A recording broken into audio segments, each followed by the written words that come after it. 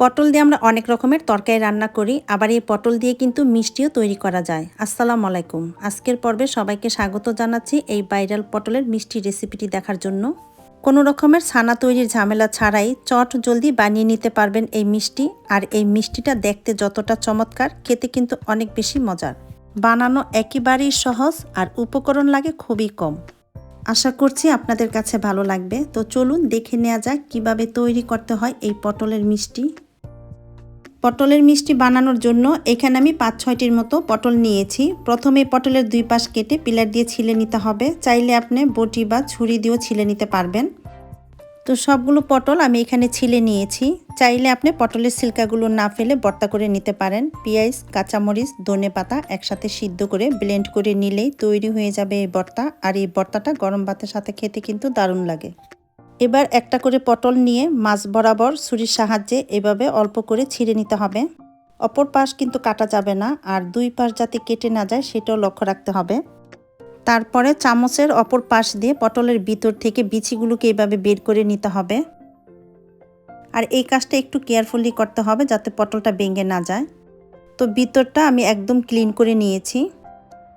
একইভাবে আমি সবগুলো পটলের ভিতর থেকে বিচি বের করে নিয়েছি। এখন এগুলোকে ভালো করে ধুয়ে সিদ্ধ করে নিব।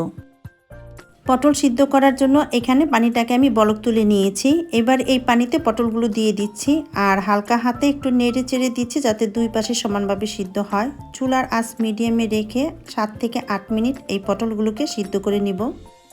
তো পটলগুলো সিদ্ধ করা হয়ে গিয়েছে, এখন আমি এগুলোকে চুলা থেকে নামিয়ে নিচ্ছি। চুলা থেকে নামিয়ে পটলগুলো আমি ঠান্ডা পানিতে ডুবিয়ে রেখেছি, এতে করে এই পটলগুলো আর ওভারকুক হবে না। এবার শিরা তৈরি করার জন্য চুলায় একটি প্যান বসিয়ে দিয়ে দিচ্ছি 1.5 কাপ চিনি, সাথে দিয়ে দিচ্ছি 1 কাপ পানি, এলাচ দিয়ে দিচ্ছি 2টা, লেবুর রস দিয়ে দিচ্ছি 1/2 চা চামচের মতো, এতে করে চিনির শিরাটা জমাট বেঁধে যাবে না। এখন মিডিয়াম আছে নেড়ে চেড়ে এটাকে ভালো করে জাল করে নিতে হবে এই চিনিটা গলে যাওয়া পর্যন্ত। চিনিটা যখন গলে যাবে এই পর্যায়ে এর মধ্যে অ্যাড করে দিচ্ছি কয়েক ফোঁটা গ্রিন ফুড কালার। ফুড কালারটা আপনি চাইলে স্কিপ করতে পারেন, এটা জাস্ট মিষ্টিটা দেখার সৌন্দর্যের জন্য এখানে ব্যবহার করছি। আর এই শিরাটা কিন্তু 1 তার বা 2 তারের হবে না। ফ্লেভারের জন্য দিয়ে দিচ্ছি 1/2 চা চামচ কেওড়া ওয়াটার। যখন শিরাটা এরকম কিছুটা কমে আসবে এই পর্যায়ে এর মধ্যে দিয়ে দিচ্ছি সিদ্ধ করে রাখা পটল। তারপর এই পটলগুলোকে শিরার সাথে নেড়ে চেড়ে মিশিয়ে ঢাকনা দিয়ে ঢেকে দিব 10 মিনিটের জন্য।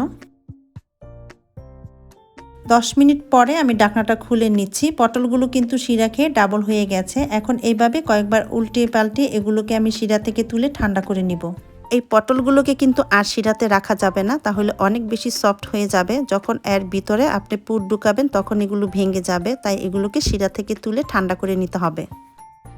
মাওয়া বা ক্ষীর তৈরি করার জন্য চুলায় একটি প্যান বসিয়ে এর মধ্যে দিয়ে দিচ্ছি 1 কাপ লিকুইড মিল্ক, সাথে দিয়ে দিচ্ছি 1 কাপ ফুল ক্রিম গুঁড়া দুধ। এখন এই গুঁড়া দুধটাকে খুব ভালো করে এই দুধের সাথে মিক্স করে নিতে হবে, আর চুলাটা বন্ধ করে কিন্তু এই দুধটা মিক্স করতে হবে। দিয়ে দিচ্ছি সামান্য পরিমাণের লবণ, এতে করে ক্ষীরের টেস্টটা অনেকটাই বেড়ে যাবে। দুধটাকে মিক্স করে নেওয়ার পর এখন আমি চুলাটাকে অন করে দিয়েছি, আর এটাকে কিন্তু মিডিয়াম আছে অনবরত নেড়ে চেড়ে জাল করে নিতে হবে।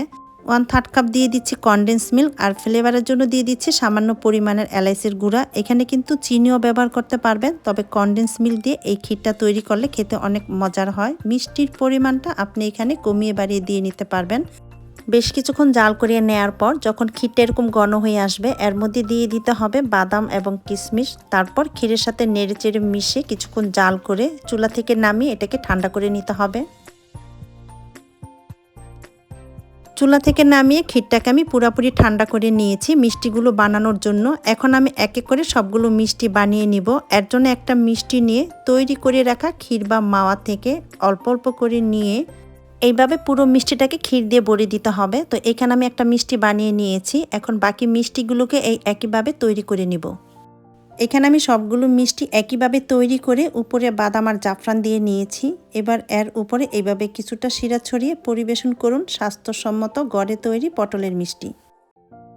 আশা করছি আজকের রেসিপিটি আপনাদের ভালো লেগেছে। ভালো লাগলে অবশ্যই শেয়ার করবেন এবং চ্যানেলটি সাবস্ক্রাইব করে সাথেই থাকবেন। সবাইকে অনেক ধন্যবাদ জানিয়ে এখানেই বিদায় নিচ্ছি। আল্লাহ হাফেজ।